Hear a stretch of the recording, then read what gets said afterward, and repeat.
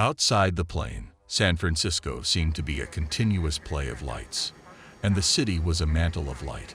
It was my long-awaited vacation after tiring months at work, and I was looking forward to immerse myself in this atmosphere. When I arrived at the airport, I was overcome with a sense of excitement and joy. I picked up my luggage and took a taxi to the hotel.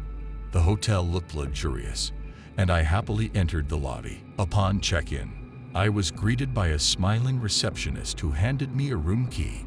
My room was on the top floor, overlooking the bay, and it was really great. I took the elevator up and opened the door of my room. The room was spacious and cozy. A huge bed, panoramic windows, and a bathroom with a jacuzzi. I felt that this vacation promised to be unforgettable. After a long flight, I decided to take a shower and rest a little. Then I went to the hotel restaurant, where I enjoyed a great dinner and a glass of wine.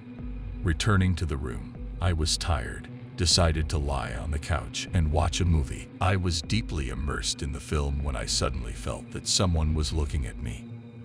I looked around, but there was only me in the room. Thinking it was my imagination, I went back to watching the movie, but the feeling of observation did not leave me. I heard a noise, like rustling, and the half-open door to the bathroom began to seem strange to me. I got up resolutely and went to check the bathroom. There was nothing in the bathroom. I laughed at myself and decided to go back to the sofa. But when I returned to the room, I had a feeling that something had changed in it. The furniture was in a different position, and that scared me. I began to think that maybe someone broke into my room, and my fantasy played a cruel joke on me. I resolutely examined the room, but found no signs of intrusion. I went back to the sofa and tried to calm down, but suddenly there was a strange sound in the room, as if something was sliding on the floor. I carefully turned on the light and shone it into the dark corners. Something was wrong with the reflection in the mirror. It was as if there was a reflection of some figure in the mirror, but there was no one in the room. My pulse quickened, and I started shaking with fear. My heart was pounding wildly, and my thoughts were running in different directions. I thought it might be hallucinations or fatigue from a long flight. Trying to convince myself that all this is fiction, I decided to go to bed and try to forget about the terrible incident. The next morning, when I woke up, I felt relieved. Everything was in its place, and the room looked ordinary and calm. I decided that my worries of last night were nothing more than nightmares. I went for a walk around the city, and San Francisco turned out to be a great place to relax. I enjoyed the picturesque views and delicious local cuisine, completely forgetting about the incomprehensible events in the room. In the evening, returning to the hotel after a wonderful day, I relaxed and again forgot about the unpleasant events of last night. However, when I passed by the mirror in the hallway, I noticed something strange. The mirror that had previously reflected the corridor to the left now reflected it to the right. It was absolutely impossible, and I was sure that the mirror was pointing to the left. My fear began to grow again, and I realized that something was wrong in this hotel. I started researching the history of the hotel and found out that it was built on the site of an old cemetery that existed many years ago. Legends said that the cemetery was abandoned because of strange and inexplicable phenomena that occurred at night. Local stories spoke of mysterious shadows and sounds that filled the place. I felt that the hotel was forever connected with this dark story, and that I was faced with something unknown. My doubts about what was going on in my room resumed, and I decided to stay on my guard. My vacation days continued, but they were now overshadowed by mysterious events at the hotel.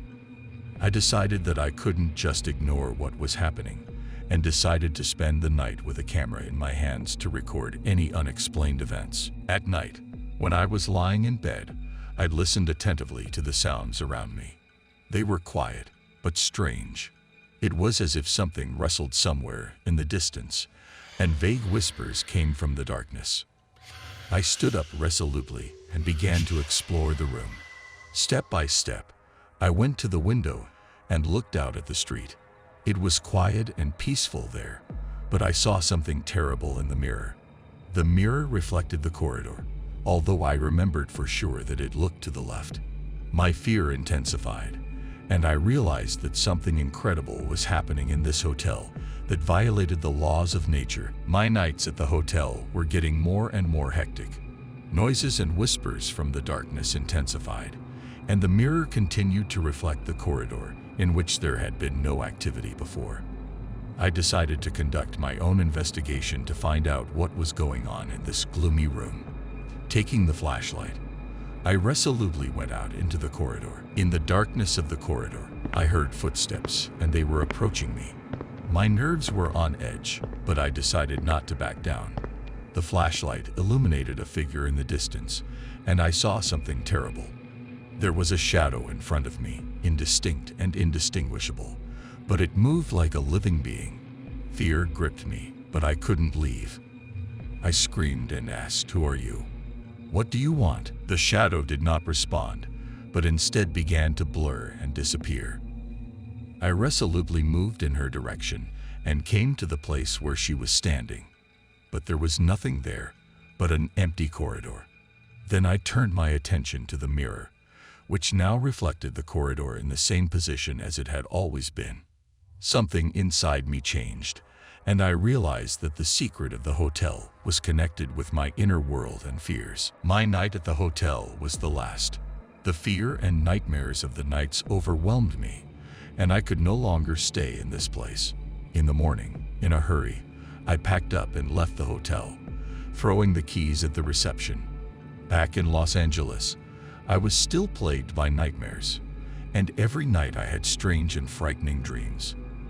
I started looking for answers, and one day I came across forums where people shared their similar stories. On one of the forums, I found a record of a woman who had experienced something similar. She advised me to contact a church minister and talk to him about my nightmares and fears. I decided to try this advice and found a church where I was received by a priest. I told him about my nightmares and what happened at the hotel in San Francisco. The priest listened to me carefully and offered prayer and a conversation about faith to help me overcome my fears. With each meeting with him, the nightmares began to fade, and I began to restore my inner peace. As I continued to meet with the priest and learned to find inner peace, my nightmares began to decrease. I realized that it was important not only to get rid of fears, but also to understand my own emotions and experiences.